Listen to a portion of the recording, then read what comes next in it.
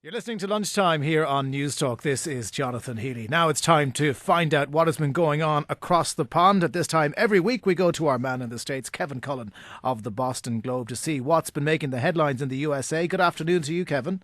How are you, Jonathan? I'm very well. I want to start off with something that has caught my attention. Herman Cain, this guy who was witnessing some sort of meteoric rise in the Republican ranks. He was all of a sudden the front runner, and just when he came out on top, we started hearing about sex scandals, and nothing takes down an American politician like a good sex scandal. Yeah, if he was French, this would be good for him. But here in America, particularly in the Republican primary, it's interesting. This is definitely the biggest story in the States this week, Jonathan. The question is how long it will remain the biggest story. But when it first emerged there's a website called Politico, and the two women were found to have made allegations against Mr. Cain, and they were settled when he was with the National Restaurant Association.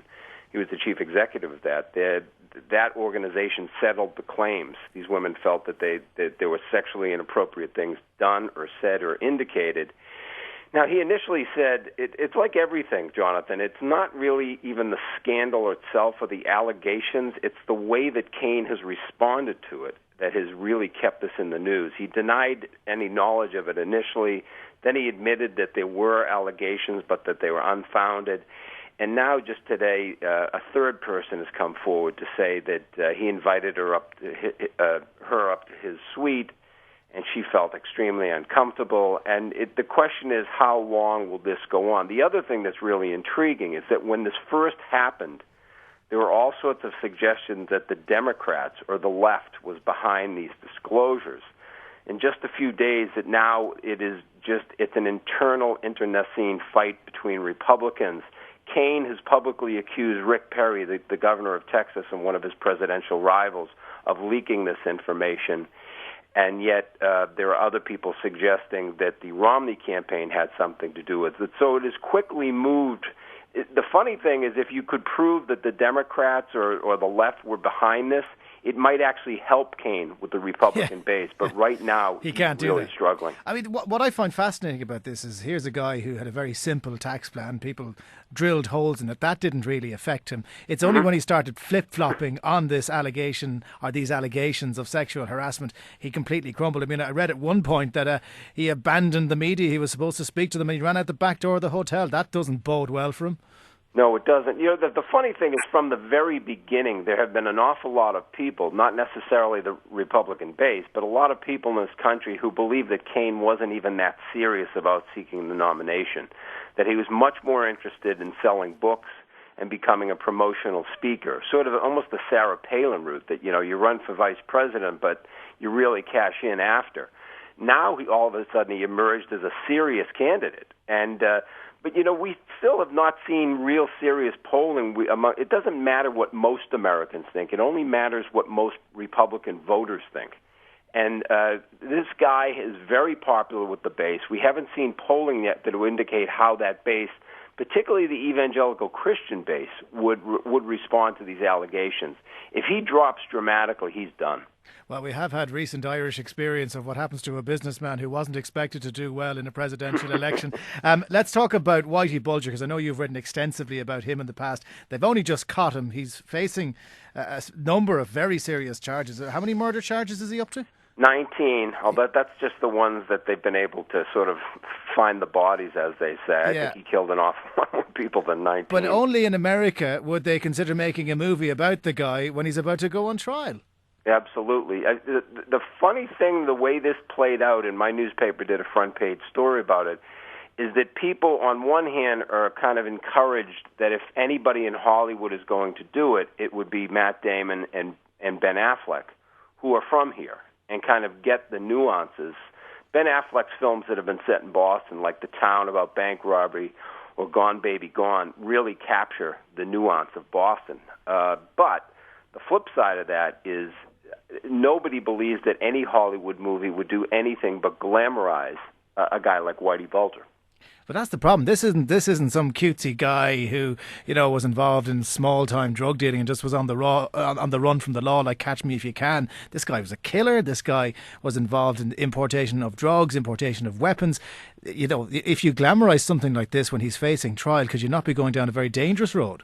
There's nothing remotely romantic about Whitey Bulger, and I followed his career for almost 30 years. And after this news emerged I actually called Tommy Donahue, whose father was an innocent victim murdered by Whitey Bulger, after the FBI told Whitey that there was a guy that was going to inform on him, and this poor guy, Mike Donahue, just was giving this guy a ride home, and he became collateral damage in this. And Tommy had sort of the same reaction. He goes, if it has to be done, if there's going to be a film, I guess I'd rather have somebody from Boston do it, but he would prefer that no film would be.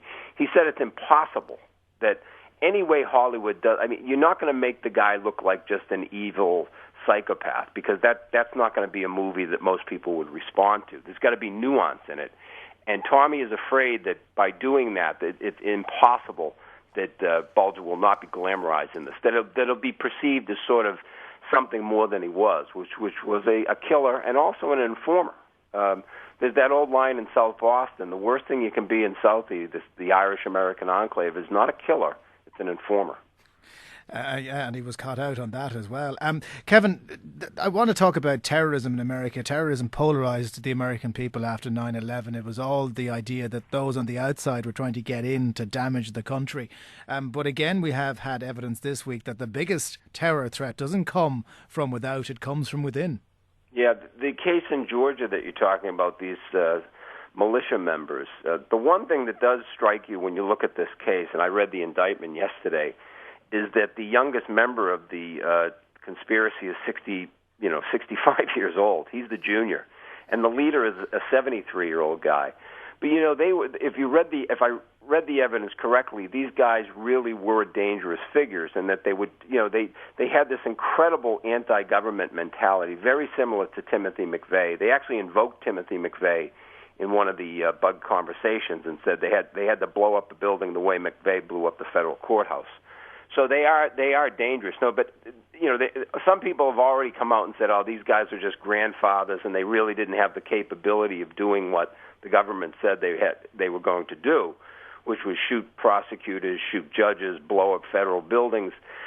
But we found that that's very similar to the cases that they've been making against suspected Islamic extremists in this country. The guys that they say all these sorts of things to undercover FBI agents, but when you get right down to it, do they have the capability to carry these acts out?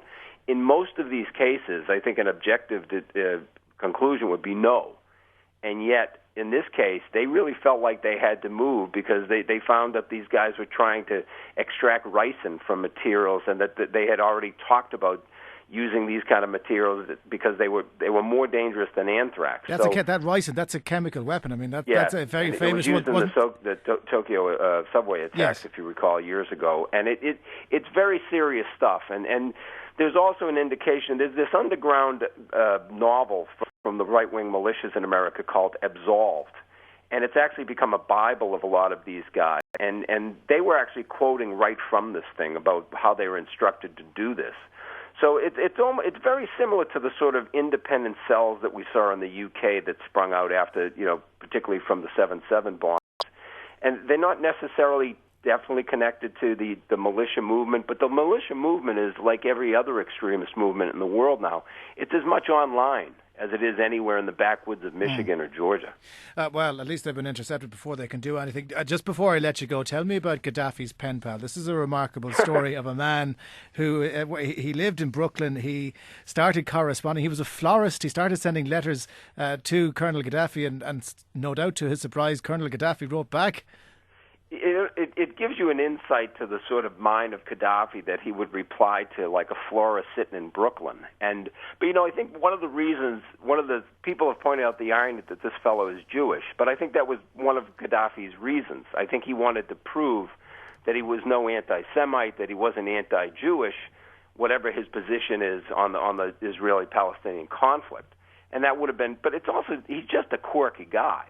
I mean, also this week, Condoleezza Rice, the Secretary of State, the former Secretary of State, released part of her memoir in which she talks about, Gaddafi calling her his African queen, and he did have a soft spot for her, didn't he? Making goo-goo eyes at her. So This guy was, the one thing about Rice, she refused to meet him in the tent, even though, Tony Blair met him in the tent. She drew the line. She says, I'm not meeting this guy in the tent. I'm going to meet him in the palace.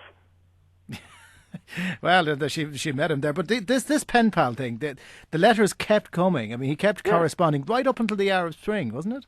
Exactly. Well, that's when the guy knew there was a problem, because all of a sudden his letters stopped. He just wasn't Gaddafi. But it's amazing to think that this guy is sitting over there, and even before the Arab Spring. I mean, he was the Libyan uprising. We're talking about something that took place over a course of more of a year. He was still sending letters to this florist named Mr. Sholmarowitz in Brooklyn, and right up until it became untenable. I think it got to the point that the Gaddafi regime couldn't get mail out, and that's the only reason it stopped. For all I know, they might find some unmailed letters in the place where Gaddafi last was. I wouldn't doubt if he was still writing the guy. I'll leave you go and try and find the butcher in Boston who's writing to Kim Jong-il. Kevin Cullen of the Boston Globe, thanks for talking to us. Thanks, Jonathan.